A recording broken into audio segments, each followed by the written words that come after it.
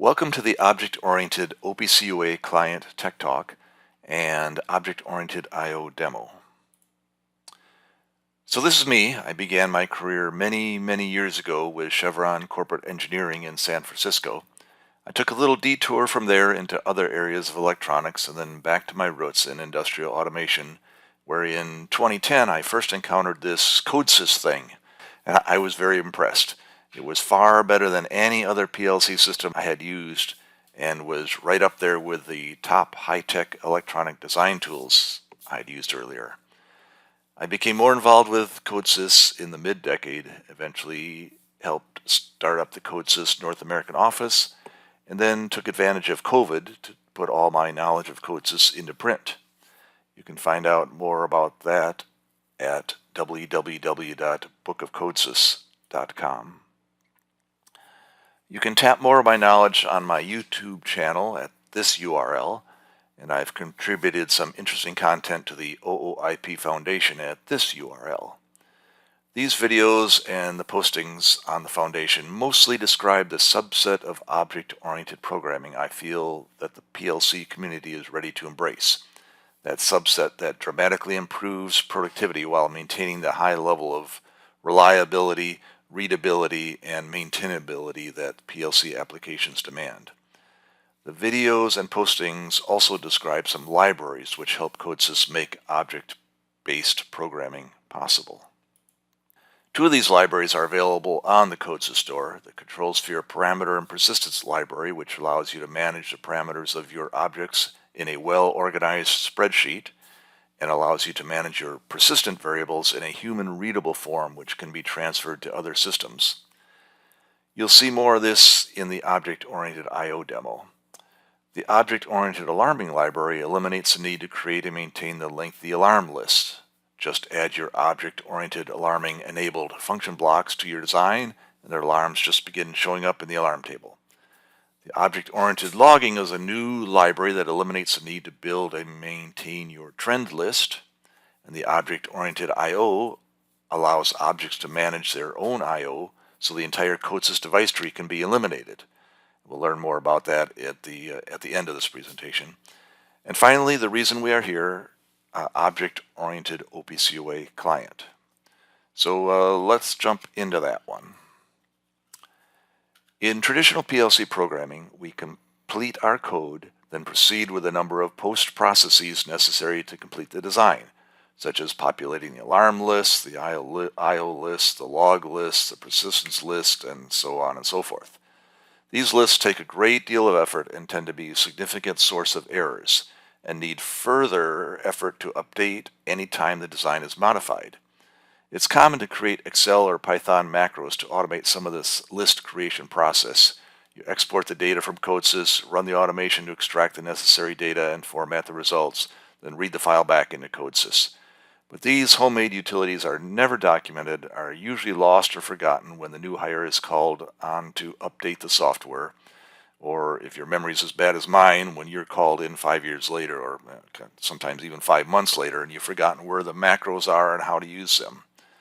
Newer object-based programming allows you to develop a set of reusable objects that handle everything the object needs to do its job. You then instantiate those objects, and we're talking about function blocks here, in your design, and they just work. If you add more instances later, those new ones just work. No need to create or update any lists, create external tools, or anything. They just work, just like magic. Put them in a company library and everyone can use them, and they just work. The work you would have otherwise put into the custom macros is greatly reduced and is now it's built into your program where it will never get lost or forgotten. You'll see me do tech talks on object-oriented alarms, object-oriented I/O, and object-oriented parameters and persistence. The latest to add to that list is object-oriented OPC UA. Not only does the OOOPCUA UA client provide all the benefits of object-based programming, it, for the first time, provides for synchronous and event-driven programming with OPC UA variables. So what do we need to do to enable this magic? Let's get a quick overview before I give you a live demo. All you need to do is specify your tags, call a function in the library to configure your tags, and then add a method to move the read data to where you need it. Then you either tell the server to handle the reading and writing asynchronously, like is done with the CODESYS data source manager, or you can trigger the reading and writing in your function block for synchronous operation. I'll explain all that more after the live demo. Then you declare instances of servers and instances of the OOOPCUA enabled function blocks, and you're done. Go online and the data will magically begin to transfer. So let's see what this looks like in practice. Here we have an example of a typical plant or factory design with a number of subsystems, all of which contain a number of motors. For simplification, every other control device has been removed, only leaving the motors sprinkled throughout the plant. So for instance, here we have the plant. It's got 3 assembly lines and some conveyors. We can look at one of the assembly lines, and it has a case assembly, case fabrication, a door fabrication, and a rack fabrication system. We can look at those fabrication systems. The rack has a wire feeder, a wire bender, and a wire robot. We can look at the feeder, and it's got a couple motors in it, a feeder motor and a cutter motor. Now, CODESYS has a great tool for object-oriented OPC UA server, and it's had it for many years. It's called the symbol config. Now, for some odd reason, they've recently announced the tool will be discontinued without any suitable replacement, but hopefully they'll come to their senses before it's too late. Anyway, using this tool, all you need to do is add an attribute above every variable that you want exposed to the OPC UA server, and then every instance of in this case, every instance of this motor function block, these variables are automatically exposed. Nothing else you have to do, no list you have to create or anything else. Just instantiate the objects and the variables are exposed. Couldn't really be any simpler than that. So we're just going to go online with this and get it off and running so we can use it in the next stage.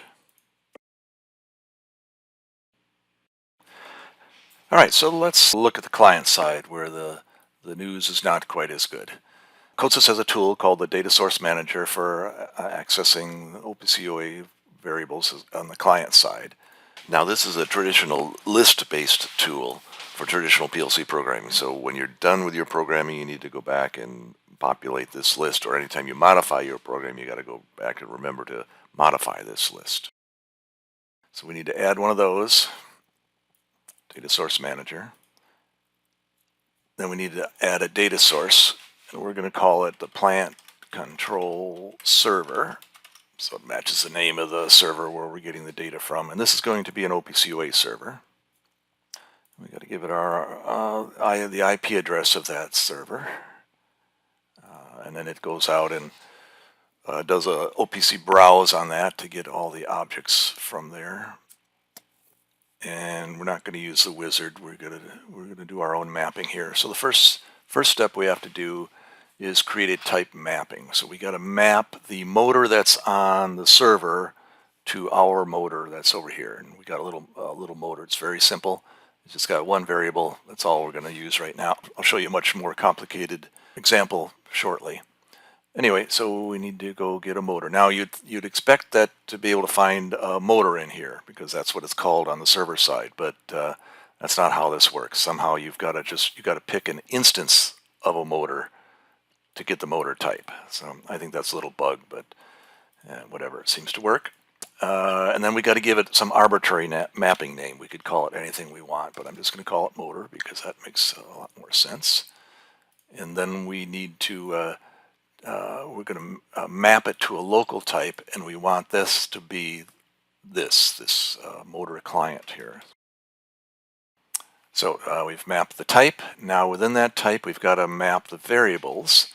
So I know I want the RPM, so I could just type it in here, or we can use a wizard to go find it.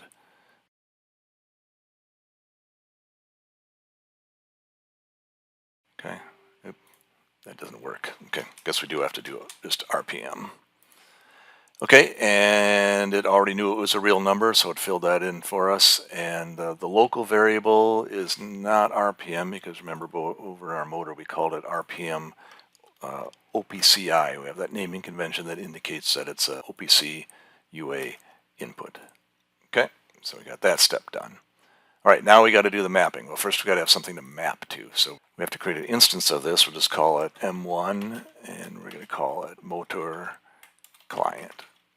Okay, and then we have to map to that. So first of all, we have to tell it what we're going to map there. And this is where we go get that one of these motors. This diverter motor will be fine.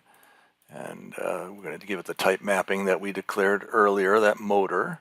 And then we got to give it a local variable. So it's going to be plant.m1. Right? And we always update, and it's mapped. Okay? So that's what we need to do. And then if we had, any additional motors, we'd have to add additional lines to this list. Or anytime we, modified our design, we'd have to come back and remember to modify this list accordingly. Also, this example assumed you had network access to the server while you were programming the client. If you don't have network access, the process is much more complicated. Now let's contrast that to the object-oriented technique. Just declare an instance of the object-enabled client from the library and tell it where you want to get the data from on the server. That's it. Notice we don't need network access to the client for this process. Then go online and see the data being transferred for both instances.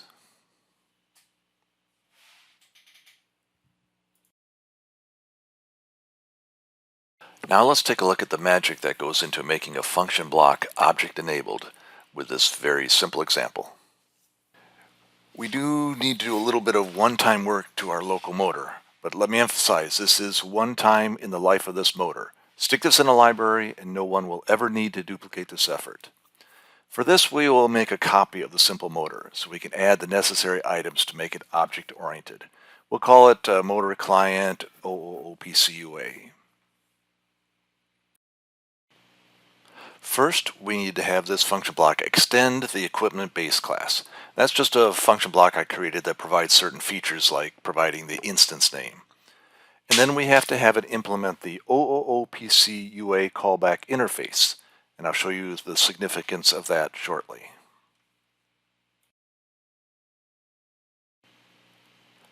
Then we need to add 3 variables that the OOOPCUA needs, such as the OPC node ID. This is the node ID of the variable as it's known on the other controller. An array to hold the variables we read from the server, read vars. We will only be reading one variable for this simple example, so the array only needs to be one big. And then we need our first scan flag. We then need to add our first scan logic to configure our read variables. We call the configure read var function in the OOOPCUA library and pass it the array we declared above and the node ID we want from the server. Then we need to trigger the read. We do this by calling the read vars method on the server we declared earlier and passing it the array we configured earlier. We also pass it the this pointer, which is a pointer to this instance, and I'll show you the purpose of this shortly. Then finally, we need to implement the interface which automatically adds the necessary methods to our function block. Then we need to add code to the read callback method. When this client reads the OPC variables, it will use the this pointer that we mentioned earlier to call this readback method, passing it an array of the values that were read. We need to move the value from that array into our function block. We do that by making an assignment to our local variable. Remember, it's called RPM OPCI. and it's going to get passed to us in the 0 member of the P arrays because there's only one value being passed, and it's extracted as a float, which is OPC language for real. And that's it for this one-time process in the life of this motor. Next, we need to specify a server. This is a one-time effort per design. We do that by declaring an instance of the OOOPCUA server and specifying its IP address. If security were enabled, we would need to add the security parameters as well. But for this demo, we're going to keep it simple. We can then instantiate a motor client, OOOPC, that we just created. And then we need to call both. Now we can go online with our client and watch all this magic work. The data from the motor on the server is transferred to this object-oriented OPC UA client as expected. Now, this was an incredibly simple example, but I have a little more practical example here prepared for you. This one reads more data from the server, and it also writes data to the server. It also has a motor visualization block tied to its motor function block to make it a little more realistic scenario. First, the tags in the server are configurable instead of hard-coded like we had in the first example. So for each instance, we can specify different parameters. This also reads many more variables, and it also includes variables that it writes back to the server. The client reads the server's instance name so we can check that we are connected to the correct motor, and it writes its instance name so that there can be some cross-referencing on the server side. It also does a read-write on the heartbeat variable so we can be sure the data is fresh and so we can monitor the round-trip data transfer time. We have some first scan logic which configures the tags. I'll show you that in a minute. And some logic for the one-time read and write data so we don't need to be continuously transferring those instance names that never change. And then the line of code that actually triggers the read of the other variables on every scan. So let's look at the logic that configures the tags. In this demo, we're building up the tags using input parameters that we passed in. First, we have the boilerplate that is in every CODESYS server tag, dot, the application name, dot, the motor instance name, and then dot, and the specific variable name on that motor. Then we call the configure functions for each of these tags to fill in the read or write arrays. Then we have to do a little work for the write variables. For the one that continuously changes, we just provide a reference to the local variable. That one's easy. For the instance name that doesn't change, we just hard code the address of the local string variable, and we also need to give it the length of that string. That local string is automatically filled in with a path to its instance using that equipment base class that I mentioned earlier.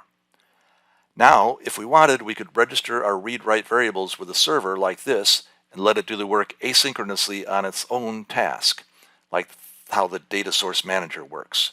But in this case, we want to do the transfer synchronously, so we've put the code to tree the read back in the body of the function block like I showed you earlier. Notice we provide the this pointer, which is a pointer to this instance of this function block. Remember, the OOOPCUA library uses that pointer to pass the read data to the read callback method. The write operation will be triggered in code that we will place inside the read callback method in order to perform a synchronous write. I'll show you that in a moment. So the way this works is this line tells the OPC UA server instance on our client side to request data from the server on the other controller. The return data from that controller triggers a hardware interrupt from the TCP/IP chip on this client. That interrupt service determines which instance of this function block issued the request and then uses that this pointer to pass the data to the read callback method on this instance. The read callback does what we talked about in the simple example, but this one is a little more complicated.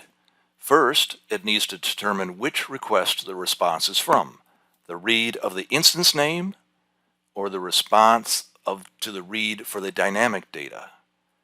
Based on that, it moves the data from the p-values array we talked about earlier into the variables in this function block instance. If the response is from the dynamic data, We then have the method perform some event-driven functionality and perform a synchronous write. In this case, the functionality is to update the heartbeat and calculate the round trip time. Then we send the updated heartbeat back to the other controller with this write command. So notice we received the update data, performed some functionality, and then wrote the resulting data back. This is actually quite revolutionary behavior for OPC, which I'll cover in more detail in a few minutes. Then we have 4 instances of this motor declared in the program. Notice in the declaration we specify the server, the application name, and the path to the motor on the server for each motor. Then we call each motor. That's all we need to do. Bring in the instance from a library, if you want it accessible to your entire company. Tell it which server has the data, the application within that server, and the path name to the specific instance on that server. Once you have it all set up, it's just that easy. No need to go back and update an OPC UA list or anything like that. Just put it in and it works. So we go online and look at the visualization, which shows us the status of our 4 motors here in the top half. At the top of each we have the instance name that was transferred from the server, so we know we made the correct connections. We have all the data from the instance, and at the bottom we have the round trip time calculated from the heartbeat variable we saw earlier. Now how easy is that? Now hopefully your motors aren't quite as active as these, but you get the idea. And I'll show you these visualizations in the bottom half in a minute. So just to emphasize how easy it is, let's go back and add another instance to the server. Remember, the symbol config is already set up for object-based programming. We just need to add an instance and it does everything necessary. No listing, maintain, or other complexity. Let's call this one Gary. Then we'll do an online change to make that active. Then we go to our client, add another instance. Let's call this one Pratt, and we give it the path name to Gary on the server. And then we add a visualization to go with that new instance. Then we go online, and voila, they're just communicating. It's just that easy. No communications managers list to create and maintain on the server, no tag lists to generate, no data source manager list and mapping to maintain on the client. Just place the objects and they work. It's just that simple. For those of you who have taken my class or read my book, you will have seen the feature CODESYS provides that allows thousands of tags to automatically be connected between a visualization and a control when the two have matching structures. Now the same can be done with OPC UA. Here in the client, I have a plant structure that is identical to the plant structure on the server. But now, instead of using parameterized motor viz like we did in the previous example, we use a motor that generates its node IDs automatically based on its instance's path name. So the motor needs no parameters when they are declared. So we can go online with this and drill anywhere into the plant structure and see that the 140 motors on the client side are automatically connected with the matching 140 motors on the server side. All automagic.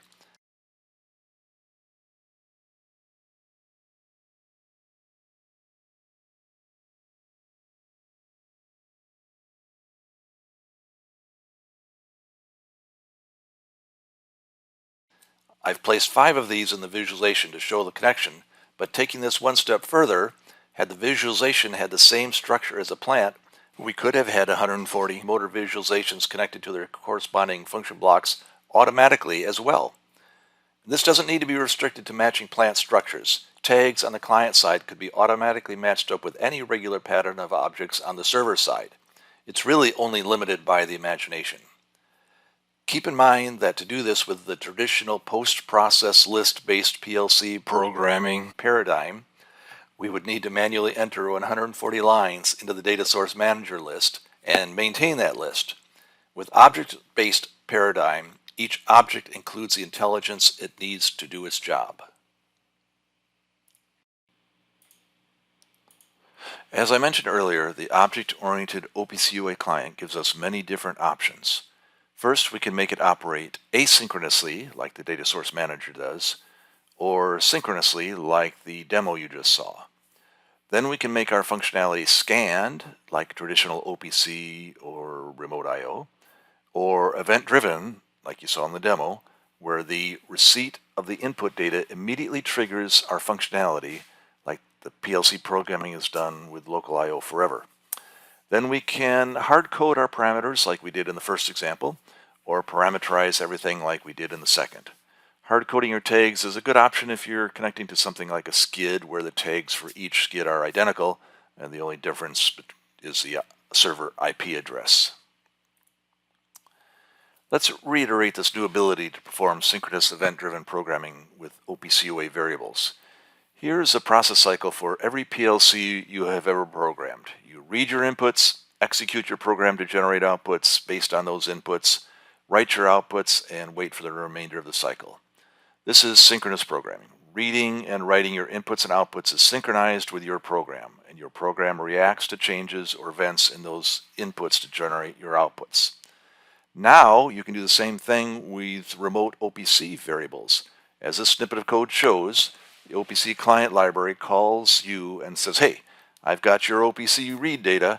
Then you check to make sure it's valid, extract the data, execute your program on that data, and then write your outputs back to your OPC. All right here. There's actually nothing in the body of this function block except just to trigger the next read. This works especially well with read-write variables for handshaking. In traditional OPC, you have no idea when the data is actually being read or written. This can be a big problem with asynchronous tools like the Data Source Manager, because you never know exactly when your write data is going to be written. You have two different processes running at their own rate. The OPC cycle is completely random to your program cycle. You could write your handshaking out too late to make the OPC write cycle. Then your OPC read cycle comes back in and overwrites your handshake. So let's go through that one step at a time and make it a little more understandable. The server sends you a true to trigger you to perform some functionality. You perform that functionality and then you write a false to confirm it was completed. But your program writes that false too late and misses the OPC write cycle. The OPC next read cycle comes in and changes your false back to a true. The server never receives your handshaking confirmation and doesn't know it is clear to trigger another. So the system locks up, and it does so randomly. Sometimes your program writes the data in time to get it in the current OPC write cycle, and sometimes it doesn't. It appears to be a random bug. Very frustrating. Fortunately, with OOOPCUA, you can now incorporate the OPC process cycle directly in your PLC process cycle and never worry about this asynchronous problem again. This slide shows the interaction between your program code, the OOOPCUA server in the OOOPCUA library, and the CODESYS client library. I'm not going to go through this, but it is here when the video is posted, so if you want to get more detail. And it'll be in the next edition of the book of CODESYS. Okay, so that is Object-Oriented OPC UA Client. It complements the Object-Oriented OPC UA server that has been available from CODESYS for many years. Just add a little code to make your function blocks self-contained and self-reliant, and then you're done. Drop these enabled function blocks in your code, configure them, and away you go. And add more to your design later on, and they just start working. No list to go back and remember to modify, no one-off custom Excel or Python macros to build or maintain, just plug and play. The ultimate easy button. Anybody remember the easy button advertising campaign from the 1990s? So this demo is posted on the OOIP-foundation.org website, and the prototype source code for the underlying library can be purchased from ControlSphere. Just email me for more information. So that concludes the portion of this tech talk on the Object-Oriented OPC UA. I hope you have lots of good questions for me in the Q&A session. Now let's move on to the Object-Oriented I/O topic. For those around during last year's Tech Talk, you might remember me introducing Object-Oriented I/O. This follows the same theme as all my other object-oriented concepts, allowing the function blocks to become self-contained and self-reliant to build the functionality into the object instead of bolting it on later with add-on lists and macros. Object-oriented I/O allows us to build the I/O specification and mapping directly into the function blocks, thus totally eliminating the restrictions and the maintenance of the CODESYS I/O tree. I'm not going to go through last year's presentation except to briefly mention its content so you can decide if it's worth going back and viewing it yourself.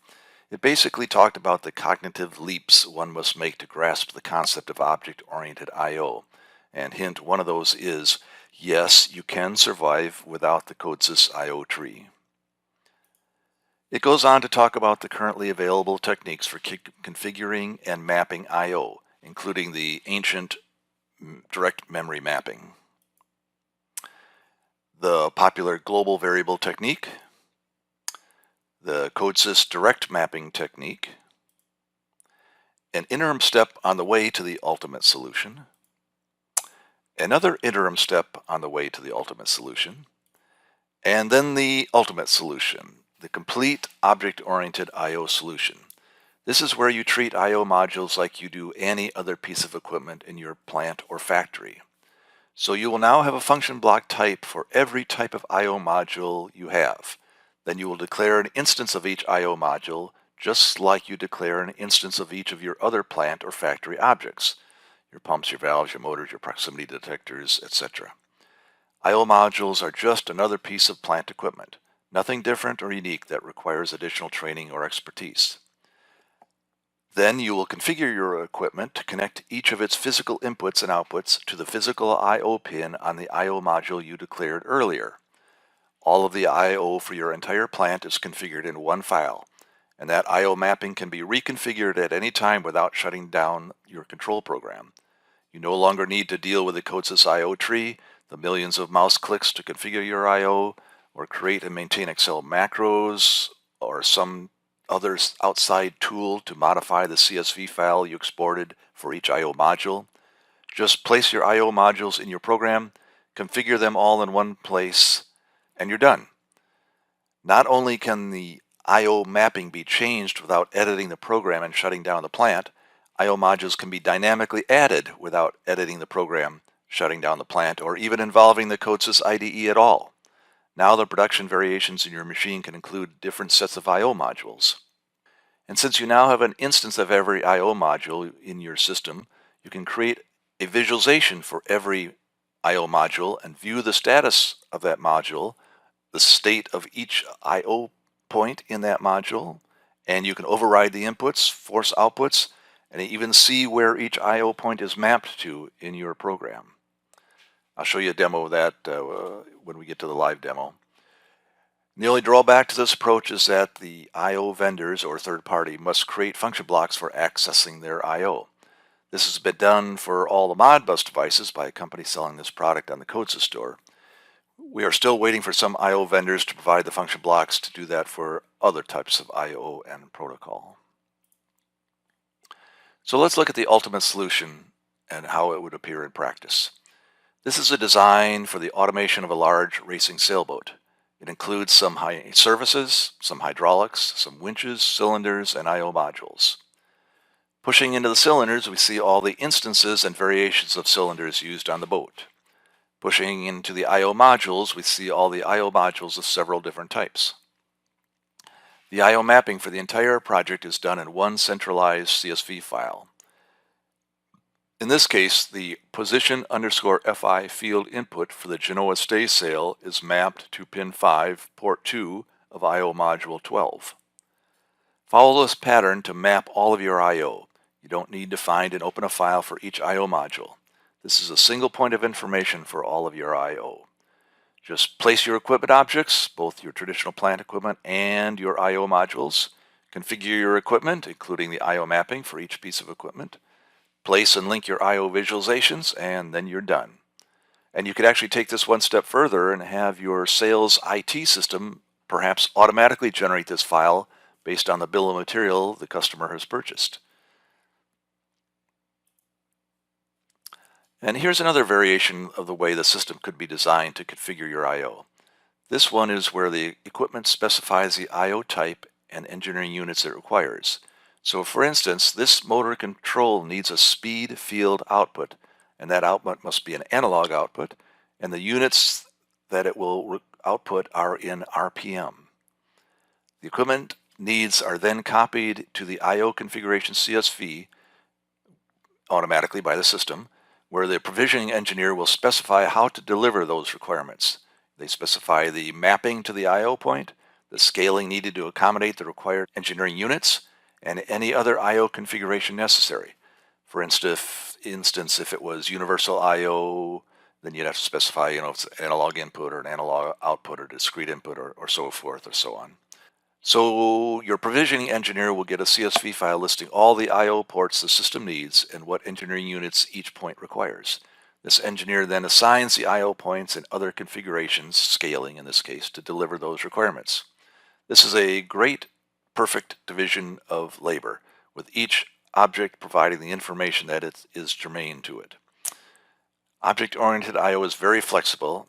If you prefer the I/O mapping being in the equipment, as in the version we previously saw, that works. Or if you prefer this version, it works. Either way works. So let's see how this looks in a live demo. Now here we have a very simple factory demo. First, notice that it does not have a CODESYS tree at all. Instead, it has two I/O module types. Now in a real plant, there would be one of these for each I/O module type in your plant. Brand X, Model Z, Brand X, Model Q, whatever. One of these for each type of I/O module in your plant. Now notice this plant has some equipment, and in that equipment it has two pumps, and the pumps are instantiated and called just like you would expect them to be. But what's different here is we also have 4 I/O modules instantiated. Module 1, Module 2, Module 11, and Module 12, 2 analogs and 2 discretes. So instead of using the I/O tree, we just instantiate these I/O modules just like any other piece of equipment. They are a piece of equipment in your plant, so why not treat them as such? And then we can push into these, and then here we call the 4 different I/O modules. The I/O mapping is all done through variables, so we can set the variables via OPC UA or programmatically or via a visualization or any way a variable can be set. For this demo, we'll use the ControlSphere CPP library to set the variables and configure our I/O via CSV files. So first we'll look at the I/O supplier parameters. Now the I/O supplier are your I/O modules. So this is how we configure the I/O modules. So here we have the 4 modules you saw earlier, Module 1, Module 2, Module 11, Module 12. We have a different section in this file for each type of I/O module. The analog modules in this section, the discrete modules in this section. And each one of these modules has an IP address and then a logical name for that port. There's one of these for each port. This is a physical name, and then the logical name and its configuration. The logical name for the next port and its configuration, and so forth. Now if this were a local I/O, you would have a slot number here instead of an IP address. This file shows how the object-oriented I/O central service knows what I/O resources the system has available. Next, let's look at the I/O user parameters configuration file. So this is where the I/O users specify what I/O connections that they require. So here we have, again, a section for each type of equipment in your plant. This plant only has pumps, so we only have the one section. Then it has each pump that's been declared, pump 1 and pump 2. And each pump has these I/O requirements. It needs a discrete output for the run command to go to the pump. It needs a discrete input for the running signal to come back from the pump. We need a speed command to command the pump at what speed to run, and then we need a analog input to feedback the actual speed. And then these are the I/O mapping for each of those requirements for each of those pieces of equipment. And these are the same names that you saw served up earlier in this other file. So module 11 port 0, somewhere in here we're going to find module 11 port 0. So that's going to map to this first port of this module, module 11. The entire mapping of the entire plant or factory can be specified in this one file. But the point is, it's all in one file. Your entire plant is configured, the I/O for your entire plant is configured to this one place. It's a one point of truth. You're not spread out trying to do it in each little section of the device tree, each I/O module individually. It's one place where your entire I/O is mapped.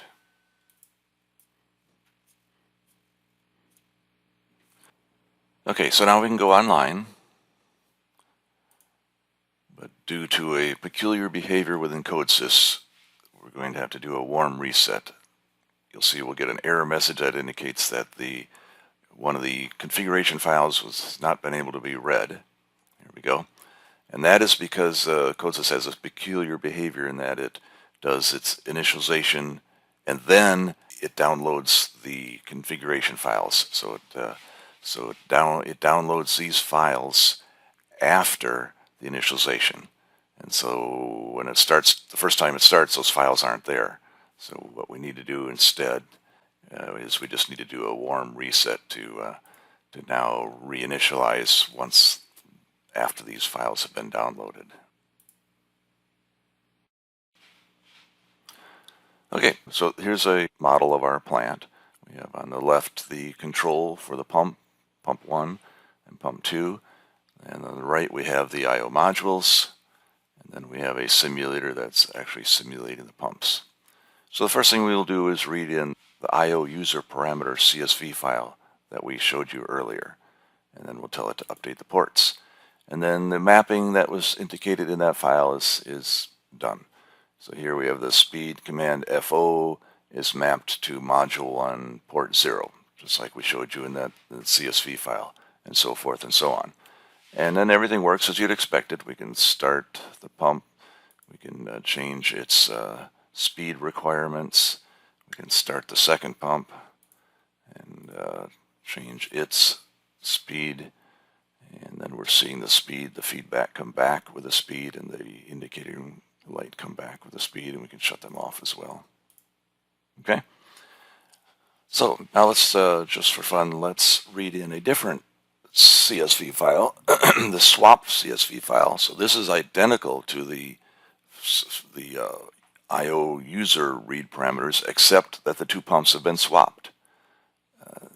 So we can read that in, and we tell it to update our I/O points. And now notice that the speed command FO is now connected to module 2 port 0. So our two pumps are swapped. So here we start the upper left-hand pump, and that actually starts the bottom right-hand pump, and vice versa. Notice when we did that, the I/O was immediately redirected according to the new configuration file. So no new downloaders are required, nor is an online change required. The new mapping takes effect immediately. We could go back and add new I/O and add pumps to the original design, bring them in with an online change, and then they would work on the fly. No need to change the I/O tree or perform a new download. It all could happen on the fly. The OOIO library also allows a single variable to drive multiple outputs. So we can turn on a pump with one variable. So here, this pump control is turning on and off both pumps. Everything else is still independent, but just this one variable is driving two I/O modules. And we can do the opposite as well. We have one output module drive two variables. So here we're the status command. So here we're stopping, and even though this pump is still running, this indicator light indicates that it's off because it's getting its signal from here. Now, why would you want to do that?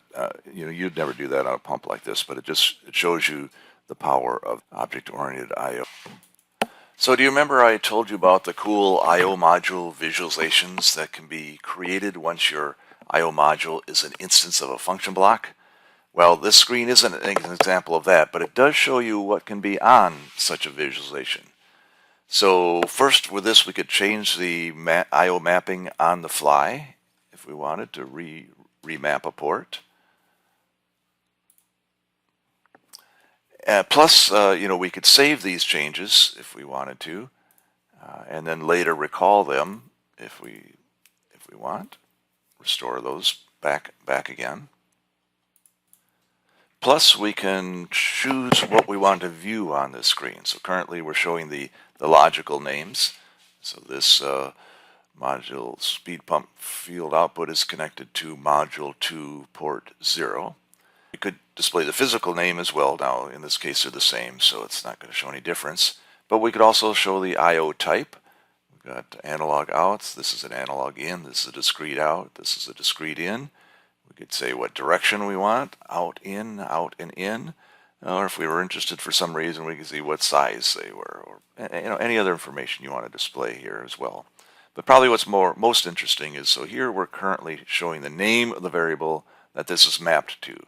So this port, let's go back to the logical name.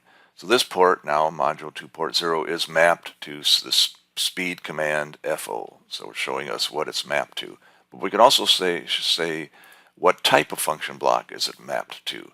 So this is mapped to a pump function block.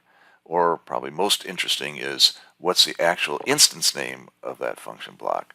So here we're seeing that we're mapped to pump 2. And here we're mapped to pump 1. So we can see exactly where our I/O is mapped by looking at the visualization screen for that I/O module instance. So just to reiterate, at any time we could go back to the program, add more pumps and I/O modules, and activate them in an online change. It's that easy. No need to shut down the plant or the factory, or do a restart, or do a new download. Then we can manually map that new I/O, or update and read in the I/O mapping file, and the new pump and the new I/O modules are fully functioning and ready to roll. Life is so much simpler without the CODESYS I/O tree. So with object-based programming, adding a 6th carousel to your airport baggage system should be as easy as declaring a new carousel function block instance, calling that new instance, adding a new carousel visualization block instance, connecting the visualization block instance to the function block instance, and configuring your new function block instance. And that's it. No adding variables to the global variable list, no copying programs or visualizations, no modifying programs with new global variables, no mapping new variables to new visualizations, no adding items to the unit conversion lists, no adding items to persistence lists, no adding items to the log list, no mapping individual tags to the I/O. And if you're using object-oriented alarming, there's no adding items to an alarm manager. Alarms for the new carousel just begin to appear. No human intervention or manual processes required. No muss, no fuss, no mistakes, no bugs, because you're reusing objects you have used and proven in the past. So once it becomes this easy to add a piece of equipment to your design, you have reached the grand master level of object-oriented industrial programming. So that concludes this demo. The demo is posted on the OOIP-foundation.org website, and the prototype source for the underlying library can be purchased from ControlSpheres. Just email me for more information.